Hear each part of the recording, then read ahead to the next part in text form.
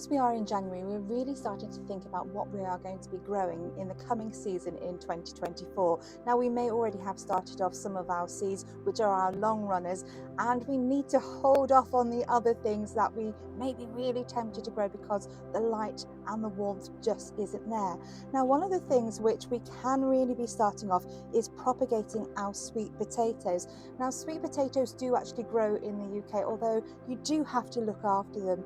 We have varieties like Beauregard which will grow outside quite well, although in my experience, and I've been growing sweet potatoes for about 5 or 6 years, if you put them outside without any kind of covering over, then they do tend to struggle. They love humidity, and we have to think about again where they originate from. So I actually grow mine in the polytunnel.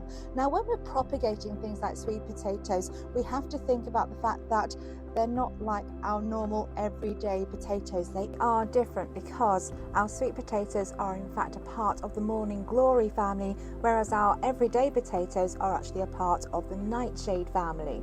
If we have our normal potatoes, which might start to chit in mid-February, I haven't started mine yet, they are stem tubers rather than these, which are root tubers. And rather than actually getting our potatoes off of any of those chitted sort of stems that come out of a potato, what we need to do with our sweet potatoes is we are looking at actually creating slips. Now, slips are very similar. They look very similar to chitting when we think about our normal potatoes, but rather than putting the whole tuber into the ground, what we have to do is we actually have to cut off these slips, and then we pop them on, and once those roots are really established, that's when we get to plant them out. Now, that's not going to be until around May, but if we're starting it now, what we're starting to do is actually propagate a plant ready for when it's time to go out, because again, May is when we've got that risk of really harsh frost should have actually gone past, and they love heat. And again, thinking about where they actually originate from. Now, there's a few ways that you can actually propagate your sweet potatoes. Something that a lot of people will do is they'll get their sweet potato and they may get some toothpicks and they'll literally stab the sweet potato in order to then rest it into a pot.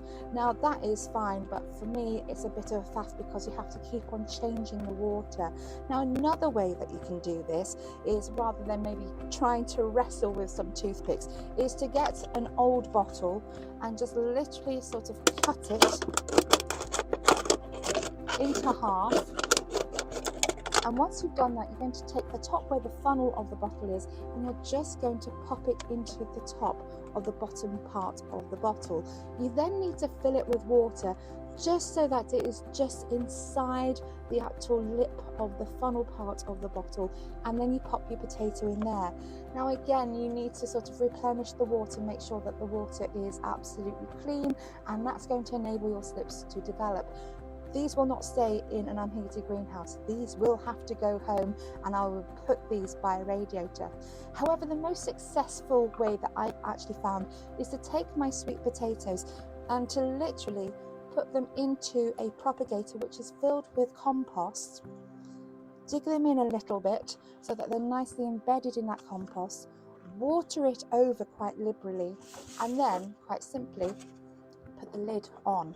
Now, again, this is going to go home, it's going to go by a radiator so that those slips can start to form, and that's really what I'm looking for. And I might get about 5 or 6 slips per sweet potato. Now, once you've actually got your slips, what you need to be doing, you can see on this one, it's really nicely rooted at this end. I'm going to get some more slips coming out of here, but in here I've got this glorious one, and there's another little one forming just there. Now, what I need to do is actually just cut off that slip. Ideally, you'd be doing this with a knife. However, I didn't bring a knife down to the allotment with me, so I'm going to use these scissors. This is why I actually end up injuring myself. And I'm just going to, just underneath where that stem is, I'm just going to cut the sweet potato slip off the main tuber. Now, what I need to do is very simply, I'm going to pop this into a pot, and I'm going to make sure that the base of that sweet potato slip is actually just underneath the soil. And there, I actually have 2 so far.